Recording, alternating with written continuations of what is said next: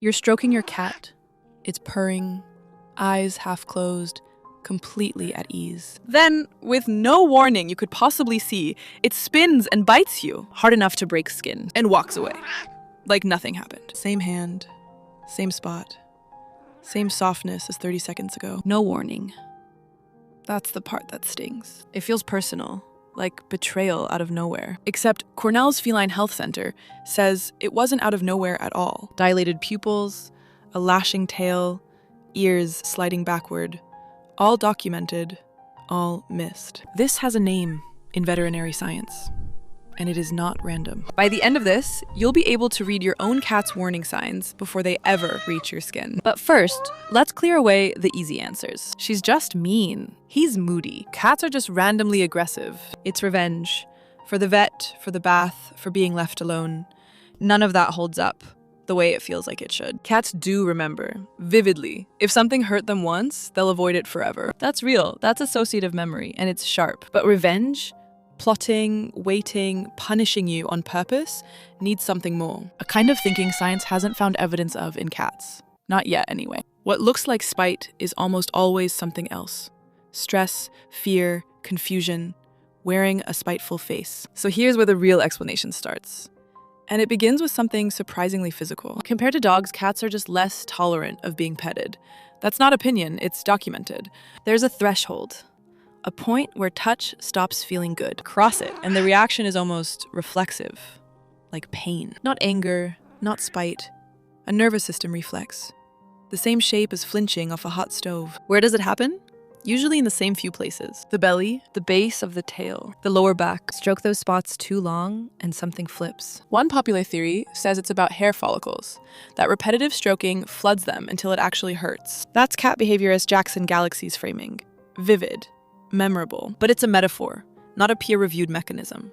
Nobody's proven follicles work that way. What we do know is subtler. Cats seem to have zones they'd rather you touch. Cheeks, chin, that soft spot between the eyes and ears, and zones they'd rather you didn't.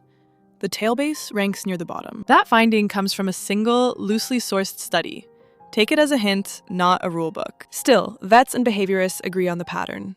Shorter sessions, away from the sensitive spots. This isn't a fringe theory either. Clinical reviews of cat aggression list petting-induced aggression as one of the primary categories vets actually see. Right up there with fear and redirected aggression, categories we'll get to. So overstimulation is real. It's documented. But it's only the beginning of the story. Here's the reframe.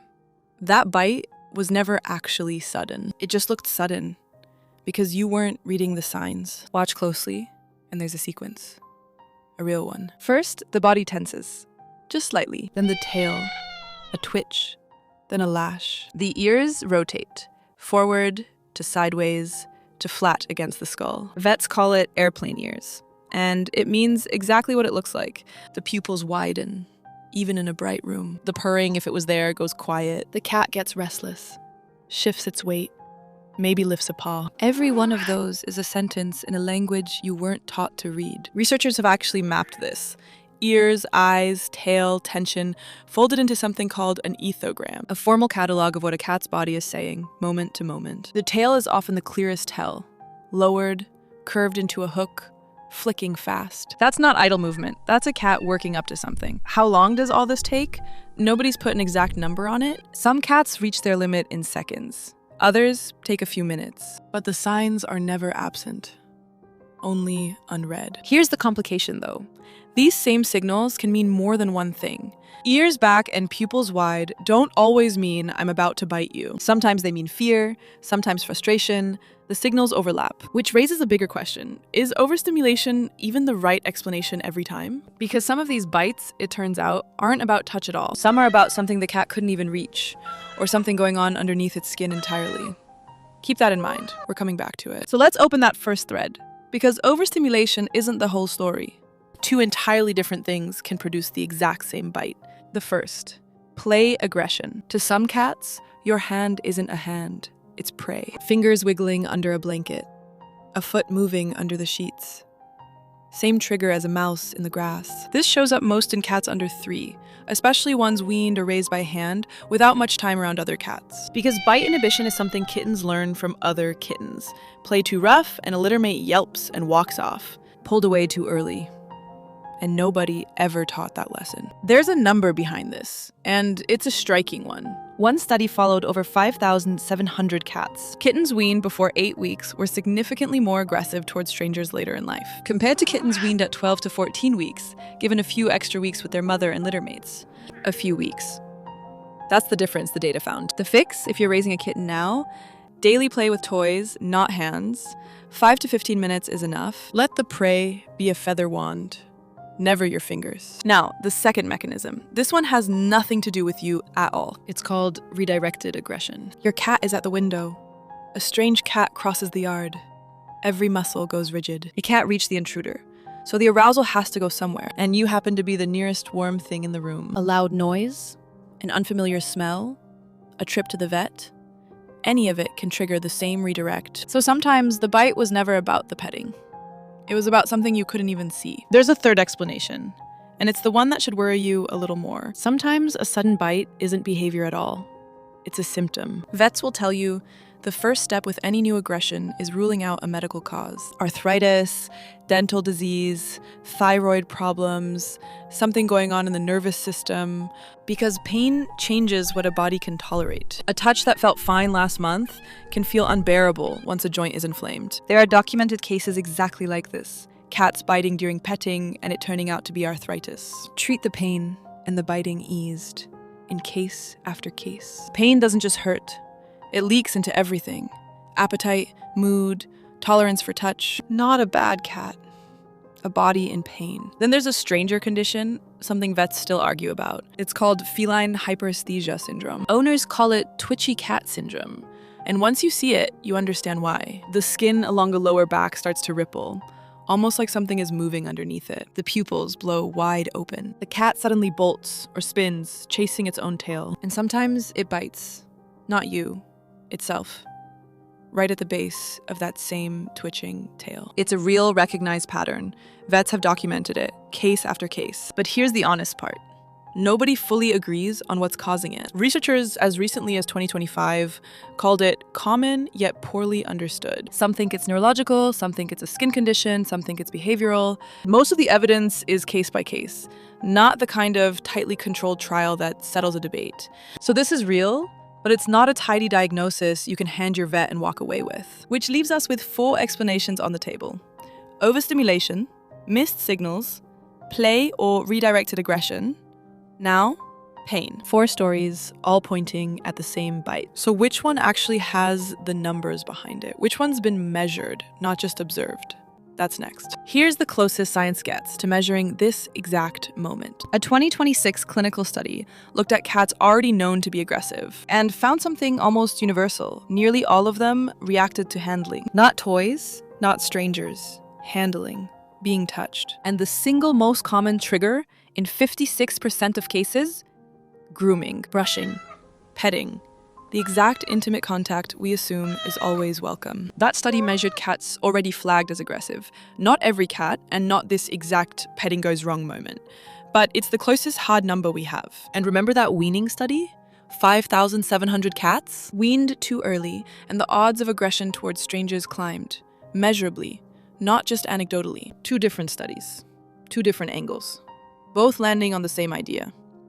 This isn't random. It's patterned. 1 more number, just for scale. A 2024 study calculated the average domestic cat bite at roughly 332 newtons of force from an animal that fits in your lap. So no, this was never a small thing your cat was communicating. It was serious. Every time. So let's put the whole spectrum together, because not every bite is a warning. On the gentlest end, there's the love bite, a soft mouth closing around your hand, barely any pressure. Skin almost never breaks. It can mean affection, or play, or that's enough now, thank you. Sometimes it's even a request for more, a soft nudge instead of words. Where does that gentleness come from? Probably from how cats treat each other. Cats groom one another, nibble each other's fur. It's called allo-grooming, and it's a bonding ritual. Some cats extend that same gesture to you. A nibble that isn't a warning, it's an invitation. So not all bites speak the same language. Context is everything. Same teeth, same skin, completely different message. How do you tell them apart? The body says it before the teeth do. A love bite comes with a relaxed body. Ears forward or loose. Pupils normal. An aggressive bite comes with everything we've already covered. The tension, the tail, the ears flattened back. One is a cat leaning in. The other is a cat that already told you to stop. So here's the whole map, laid out. A gentle nibble, affection, or a soft ask. A hard bite after long stroking. Overstimulation, tipping past a threshold. A pounce on a moving hand. Play, especially in a young or under-socialized cat. A bite that comes from nowhere. Aimed near you, but not really about you. Redirected arousal. And a bite that shows up in a cat who never used to bite, that one's worth a vet visit, not a training plan. None of this makes you a bad owner. It makes you human. Reading a language you were never taught. Cats vary, wildly. Some reach their limit in seconds. Others go minutes without a flicker. No single study fully explains why. It's just true, cat to cat. Even the experts admit their own limits here. Veterinary guidelines actually say it outright. Similar looking behaviors can come from completely different emotional states. Ears back could mean fear or aggression or something in between. Getting it wrong isn't a failure of attention. It's expected.